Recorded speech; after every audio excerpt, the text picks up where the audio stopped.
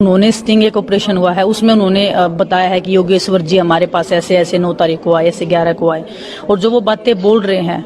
बिल्कुल वो अंदर की बातें हैं, क्योंकि हमें पता है अंदर क्या हुआ, किस लड़की ने क्या बोला क्या नहीं बोला है। तो वो पहली बात तो उनका नजरिया दिखता है कि वो किस नजर से हमें देख रहे हैं, इस मुद्दे को कितना सेंसिटिव तरीके से वो ले रहे हैं। तो वो उनका खुद का भी एक पर्सनैलिटी दिखता है, लोगों को दिख रहा है कि वो रेसलिंग में इतना सब चल रहा है और रेसलिंग के लोग अगर अगेंस्ट हैं तो वो उनके लिए बुरी बात है, हिंदुस्तान की रेसलिंग के लिए काफी बुरी बात है कि ऐसे लोग जो ओलंपिक के मेडलिस्ट हैं, जो खुद में एक इतने बड़े चैंपियन रहे हैं, जिनकी साइड हमने ऐसे आंखें उठा के देखा था कि काश हम भी इनके जैसे एक दिन बनेंगे, और वो पर्सन जब ऐसे टाइम पे अगर आपके साथ में ऐसे धोखा कर रहा है तो वो उन लड़कियों के विश्वास के साथ में वो विश्वासघात हो रहा है। हमारे साथ में हो रहा है कि एज ए एथलीट हमने उनके ऊपर विश्वास दिलाया था। जब वो कमेटी में आए थे तो हमने कोई ऑब्जेक्शन नहीं किया था उस चीज़ पे, कि हमें ये था कि वो एज ए रेसलर वो हमारा सपोर्ट करेंगे। उनको सच्चाई उनको भी पता है कि क्या है, वो चाहे डिनाई करते रहे, लेकिन इतने सालों तक रेसलिंग में जो हुआ उस किसी से अछूती नहीं है ये बात की कोई ये बोल दे कि मुझे ये नहीं पता थी। उल्लू बनने से तो कुछ नहीं होगा,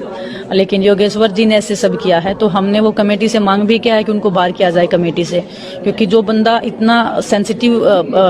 एक टॉपिक को भी अगर हैंडल नहीं कर पा रहा है सेंसिटिव वे में, वो आपको फनी वे में आपको ऐसे आपको वो कर रहा है, तो उन महिलाओं के ऊपर मेंटली कितना शोक लगा हुआ है कि वो उनका मजाक बना रहे हैं, हास्य वे में उस चीज को ले रहे हैं कि इसने ऐसे कर दिया और वो ऐसे वो बयान दे रहे हैं, सो स्ट्रिक्ट एक्शन लेना चाहिए उनके खिलाफ में, क्योंकि हमने उनके ऊपर विश्वास दिखाया है, और अगर वो सब ऐसा सब कर रहे हैं तो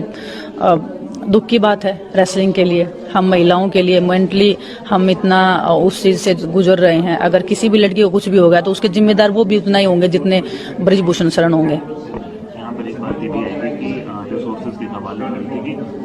जब बहुत ज़्यादा खुश नहीं थे लोग ओवरसाइट के रिपोर्ट सबमिट लेट होने से, क्योंकि कहा गया था कि आप लोग एक मेंबर ऐड करवाना चाहते, उससे भी लेट हुआ, प्रूफ आने में लेट हुआ, ये सारी बातें भी हो रही हैं। तो एक तरह से पलट के आप लोग के भी लग रहे हैं कि रिपोर्ट लेट आई है, तो उसको कैसे दें? नहीं, रिपोर्ट लेट आई है तो उसमें हमारा क्या वो है, जब भी ओवरसाइट कमेटी ने हमें बुलाया हम तभी गए, हमें डेट दिया गया हम तभी गए, हमने कभी डिनाई नहीं किया कि हम नहीं जाएंगे। हमने जितने प्रूफ देने थे हमने सब दे दिए, जितने भी हमने बयान देने थे हमने सब टाइम पे दिए हैं, हमने कोई डिले नहीं किया है। अभी ऐसे तो कोई भी चीज निकल के आए, लेकिन वो अगर डिले हो रहा है तो ओवरसाइट कमेटी की साइड से ही हो रहा है। हम भी उस चीज में खुश नहीं है बिल्कुल भी, क्योंकि हमारा भी ट्रेनिंग खराब हो रहा है, हमें भी कंपटीशन के लिए प्रिपरेशन करना है। हम नहीं चाहते कि लेट हो एक दिन भी, हमारे एक दिन इतना लंबा लंबा जा रहा है अभी, क्योंकि आपको भी पता है कि एशियन गेम्स है, ओलंपिक क्वालिफिकेशन है इस टाइम पीरियड में, और ट्रेनिंग हमारा हो नहीं पा रहा है। तो जितना जल्दी हो उसकी रिपोर्ट सबमिट होनी चाहिए, रिजल्ट आना चाहिए। हम तो सिर्फ वेट कर रहे हैं कि एक एक दिन की कब रिजल्ट आए, कब पता चले कि क्या है। हम भी देखना चाहते हैं ना कि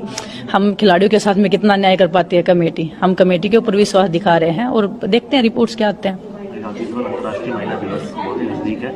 आपका विश और संदेश महिलाओं के लिए और पूरे देश के लिए, पूरे विश्व के लिए?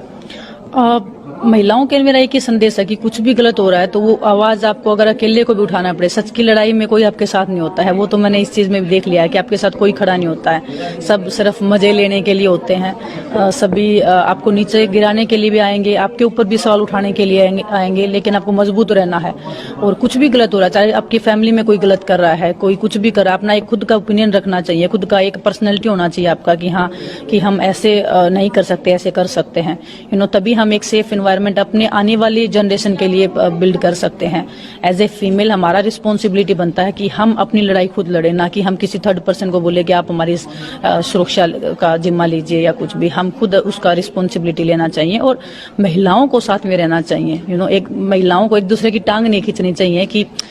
दूसरी महिला अगर कोई आगे जा रही है तो हमारा एक ये है कि वो टांग खींचती है उसकी। महिलाएं अगर साथ होगी तो हमें किसी चीज की जरूरत नहीं पड़ेगी, कोई मेल साथ में नहीं, उससे फर्क ही नहीं पड़ेगा किसी भी दिन। तो महिलाओं को साथ में रहना चाहिए और एकजुटता में ताकत है। एकजुट रहेंगे तो डेफिनेटली हम किसी भी चीज को अचीव भी कर सकते हैं और किसी के साथ में भी लड़ाई लड़ सकते हैं।